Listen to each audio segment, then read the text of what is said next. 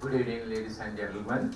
Mr. President, Mr. Jayanta Galeva, President-elect Mr. Sisadi Silla, past President, Office Bearers, distinguished resource person, members of the Executive Council and General Forum, ladies and gentlemen.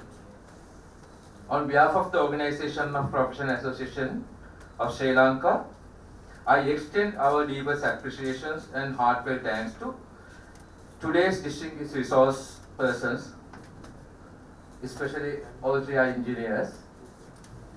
I have to mention Mr. Buddhika Samarsekara, Director System Control at the National System Control Center, whose expertise and the power system management provide valuable timely insight.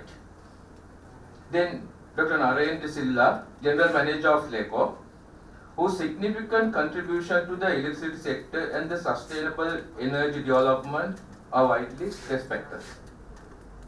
Finally, Mr. Ravi Rupasinghe, consultant in sustainable energy engineering, but former Director General Sustainable Energy Authority, whose extensive experience in renewable energy greatly enriched today's discussion.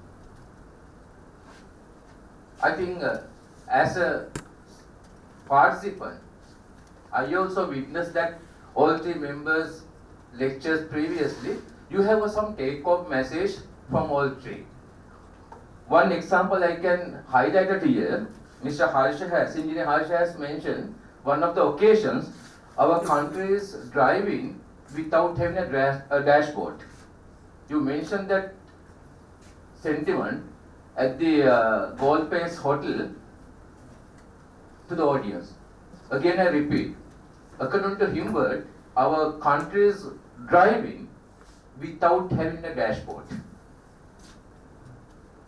At the same time, Dr. Narendra, he mentioned the entropy. That also he emphasized in the other occasions in front of his lecture from Sir Lucas, especially with the energy. Okay. While highlighting those 2 points, your presentations have guided the towards deeper understanding of the theme, energy crisis as sustainable solution, the Sri Lankan perspective. More importantly, you have encouraged us to think innovatively and strategically about the future of sustainable energy in Sri Lanka. An event of this extent does not materialize overnight. It is the result of planning, dedication, and teamwork. We are indeed fortunate to have received the invaluable guidance and support from our President, Mr. Jayanta Galeva. We also acknowledge the leadership of Mr. Bhanu Vijayaratna, Vice President of the OPA and the Chairman of the National Issues Committee, whose strategic directions has been instrumental in guiding the committee's work. We further recognize the dedication effort Engineer Chamil Edirimuni, Vice President of the OPA and the Chairman of the Seminars Workshop Network Committee, whose commitment and coordinations were central to the successful execution of this program as a moderator. Further, I wish to extend my heartfelt gratitude to our convener, Mr. Preena, who was the convener of the National Issues Committee, and all the sponsors, Pan Asia Bank, Ceylon Energy, who has supported for us to do an event successfully.